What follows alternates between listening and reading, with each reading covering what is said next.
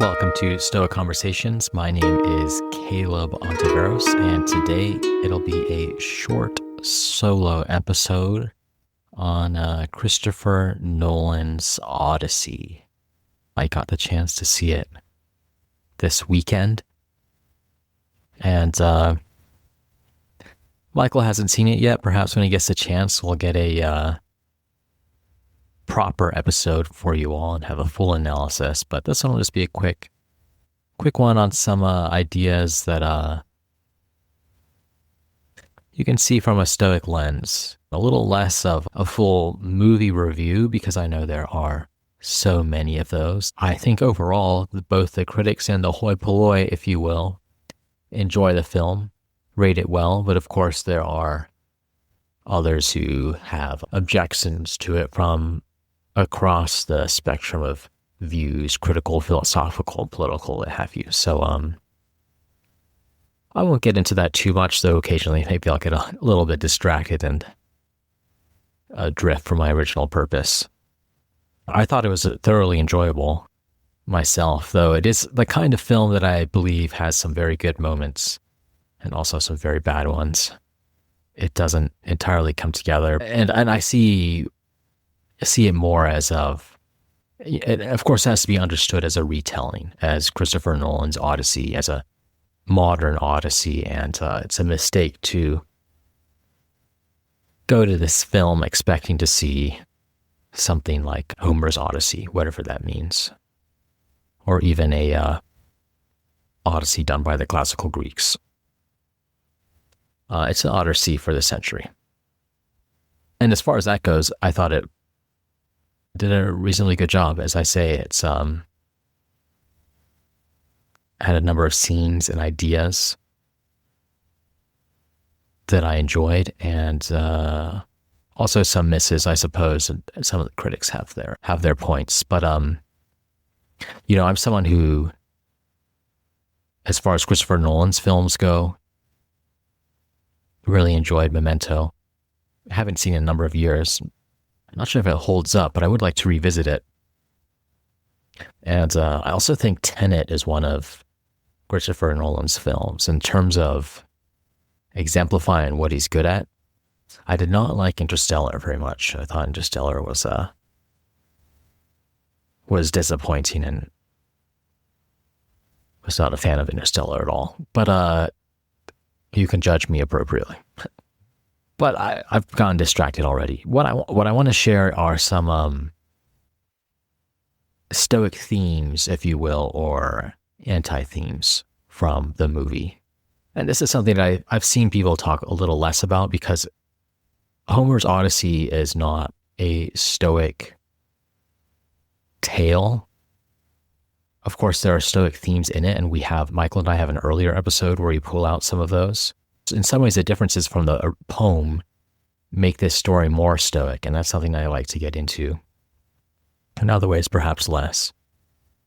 One example of that is fairly clear is that and of course, this movie is if you don't want to hear any spoilers, I'm sure you know the story of the Odyssey, but if you don't want to hear any spoilers about the representation of the story, of Nolan's spin on the Odyssey, you shouldn't listen to this. One arguably Stoic theme is in the representation of the supernatural. In the world of the Odyssey and the Iliad of Homer, the gods walk among us. They're, of course, bickering in the Iliad. In the Odyssey, there are wonderful exchanges between Athena and Odysseus. And Athena appears to multiple characters throughout the story and plays a crucial role at the end in terms of enabling Ithaca to become reconciled. But the gods do not walk among us in Nolan's world. And that's more Stoic. The Stoics didn't believe in a supernatural above nature. They would talk about the gods, but would see that one could say perhaps in a more metaphorical sense, or would see the gods as aspects of nature, not as, say, individuals that were above it. So when you see, so in the film, they talk about Poseidon as the ocean. You never see a man or creature Poseidon going around with his trident, of course. And you only hear Zeus in the thunder or the lightning. You never come face to face with Zeus the mind, but rather Zeus is manifest in nature as a natural phenomenon. And even with Athena, my reading of the film is that Odysseus is accompanied by a memory of an Athenian priestess. Not Athena at all, but you could read it as Athena. Whether or not it's Athena or a priestess, perhaps is immaterial. But at the very least, Athena is best understood in this movie as something like a psychological manifestation and not an independent being driving history, inspiring Telemachus to leave Ithaca or bantering with Odysseus. So, and that's the reason some people are disappointed in the film, because they love the Greek gods, and who does not? But it's also one way, perhaps, in which the story is not just more modern, but would fit, but would be something the Stoics would recognize as well. It's a world that includes a sense of the sacred, the importance of ritual, but you don't see supernatural beings that are above nature in it. So that's one respect in which this Christopher Nolan's Odyssey is more Stoic than the poem, I would argue. There's at least one other way in which the film is more Stoic, but let me turn to that after touching on these other points. One thing that the film communicates well about Odysseus' situation is that he's facing, in a sense, he's stuck in between Charybdis and Scylla the whole time. He has the responsibilities of a king, a leader, friend, father, husband, general. And the circumstances he finds himself in from the get-go are not easy ones. But he perseveres, is decisive, like any ordinary human, makes mistakes and needs to come to terms with them. But I think Christopher Nolan does a good job of showing this reality of decisions imbued with responsibility. And you get that with the very first scene between Odysseus and Penelope, where Odysseus more or less talks through the different options he has when he's called to join what will become the Trojan War with Agamemnon, something he cannot avoid without sacrificing his family or sacrificing Ithaca, in other words, something he must do in order to fulfill his roles as best as he can. And another way to put it is that there's no sense that Odysseus is ultimately driven by forces outside of himself. He is free. He is an agent in the world, and as such must come to terms with the responsibility that entails. And I think that is shown nicely here, instead of perhaps where other themes you have a kind of shirking of that responsibility, or sometimes the idea that characters are driven by what the Stoics would say things that are outside of their control and therefore are not in some sense responsible for their actions. This idea of responsibility is paramount to the film and Odysseus's guilt over mistakes he makes or circumstances he had to face that he was involved in drives a lot of it. So that's a nice theme. And the film itself is rhythmically driving. It's energetic, keeps you engaged, and that nicely communicates that theme of perseverance, pushing through. Odysseus survives. And there's something noble in that. He is resilient, even though he is mortal. He makes mistakes. Seneca has this line in one of his letters: "Show me through Odysseus' example how to love my country, wife, and father, and how even after shipwreck to keep sailing towards those honorable ends." Odysseus is no sage, not in Homer or Nolan's Odyssey. He's not perfect, but you do get to see that drive in him in the film. And I would have liked to see more of this, but something very, one respect perhaps in which the poem is more stoic than the movie is you get more of a sense that Odysseus pines after knowledge. So you could see him as mirroring the intelligence of the things around him. Of course, this is why Athena is drawn to him.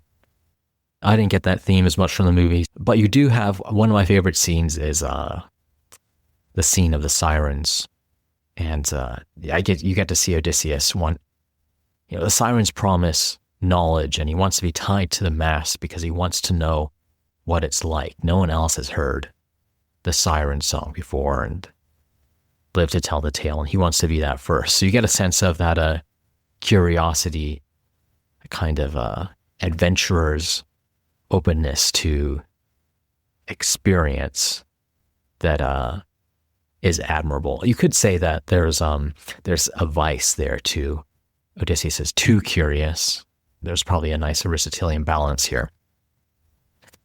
But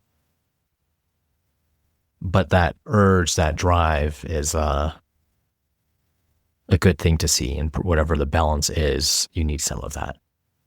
All right, so there's one other difference between the poem and the film that makes it more stoic, which is in the treatment of the suitors.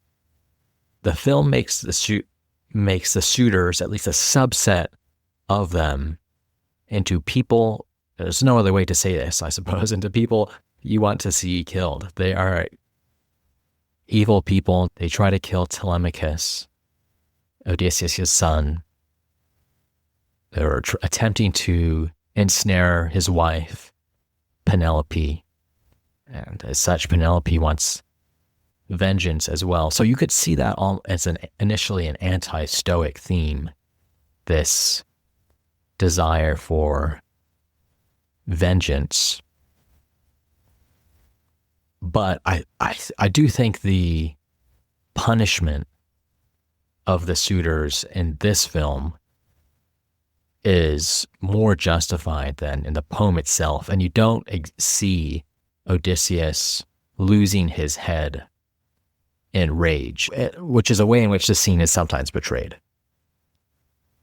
Right, Odysseus, full of rage, chasing down the unarmed suitors. Here, there's a clear portrayal of the suitors as full of vice, as the Stoics would say. Not only that, but being an active threat to Odysseus, his family, and his loyal servants. They are scheming to kill, in fact, successfully kill some of Odysseus' servants, and they're scheming to kill Telemachus, and are armed during this scene and actively attacking Odysseus. They don't want to see Odysseus there. And actively attacking Odysseus, so you're really inclined to cheer for Odysseus as he reveals himself to the suitors and undoes their evil scheming. Unlike the poem, you don't have scenes where some of the better suitors plead for their life. There's a famous scene in the Odyssey where one suitor, Lotus, pleas for his life from Odysseus, saying that he didn't abuse the servants and tried to restrain the other suitors in their bad behavior, but Odysseus beheads him nonetheless.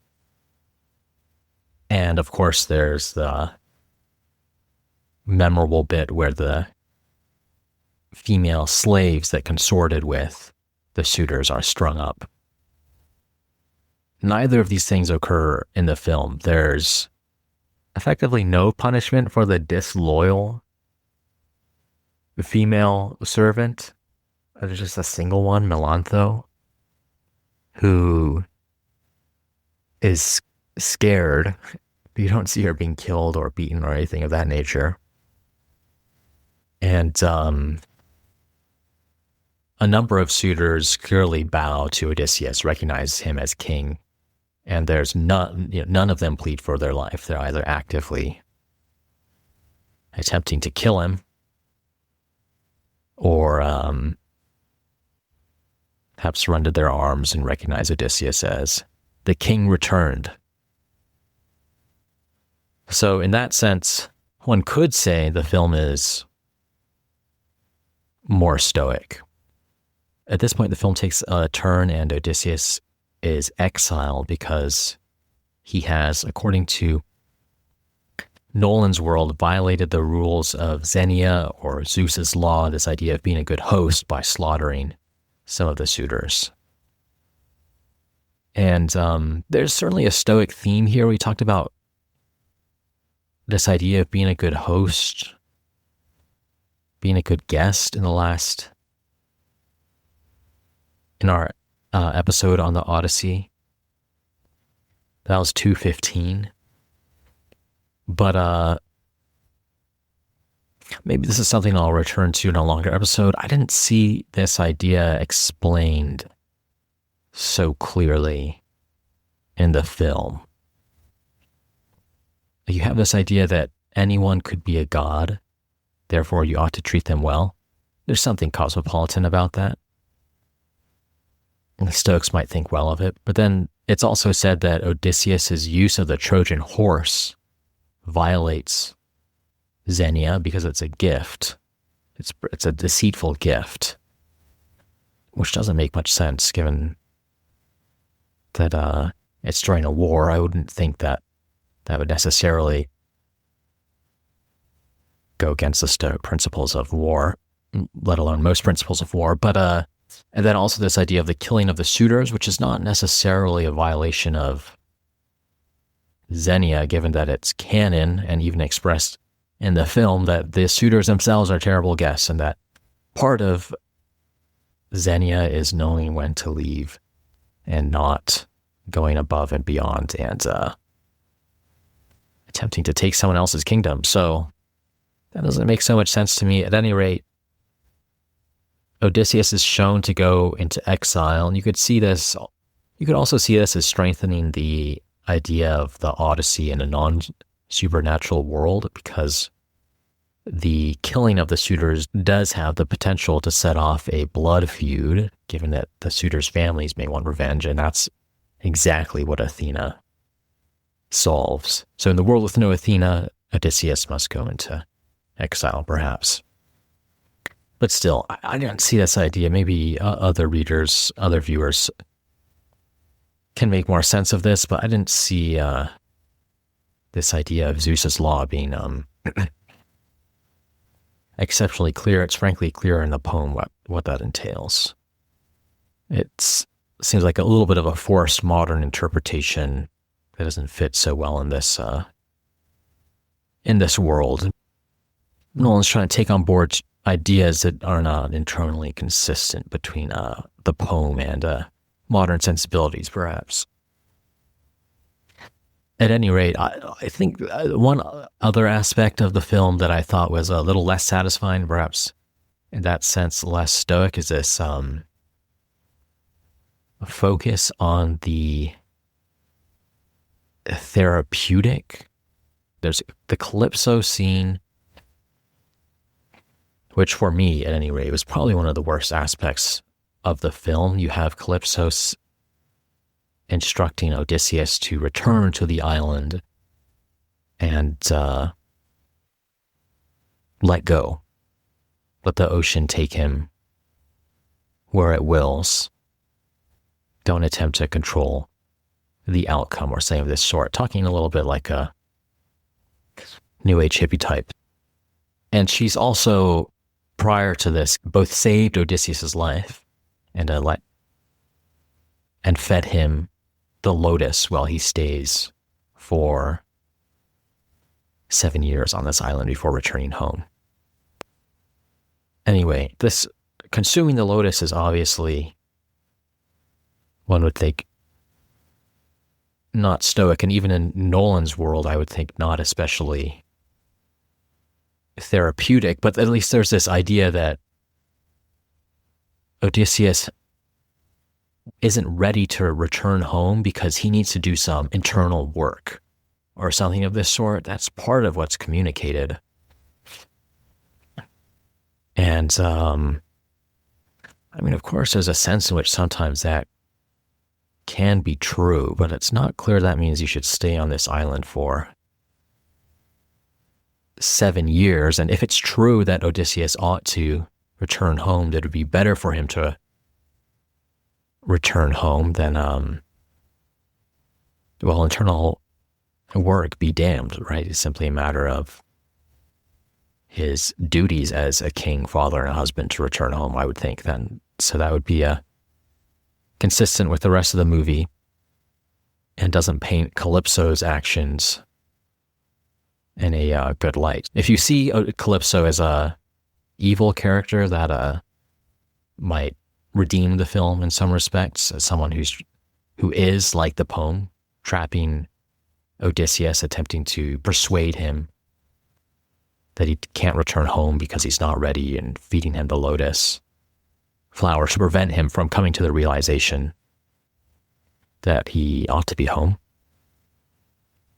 If you read the film that way, then perhaps it's a little bit more redeemable, but otherwise there are several things that clearly make it a little less of something to emulate. And if you're looking, something that's been behind the approach of this analysis is, what are some ideas a Stoic might see as admirable in Odysseus, and what would they find to emulate in him? That's just a quick take on some ideas on the film. There's a lot more to say here. I ideally want, and hopefully we'll have another episode with a longer analysis between Michael and I, but given that the film is just out, it might be fun to shoot this one off quickly. So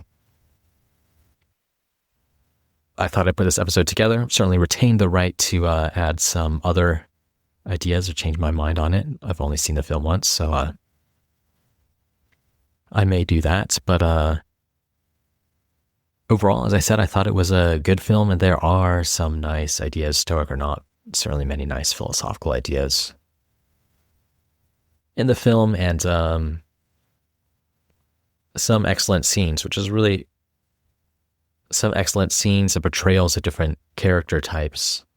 I didn't even get a chance to talk about Eumaeus, probably one of the better representations I've seen of that character. Odysseus is loyal servant whose character shines through his betrayal. I liked him a lot as a character, and of course the Odyssey revolves around Odysseus, but there are a number of things to say about the rest of the players in the story. So certainly much more to say, but I hope you found this interesting. There's so many different reviews of the film right now, but I do think it pulls out some. This is a novel approach that you won't hear anywhere else. Thanks for listening. Bye all.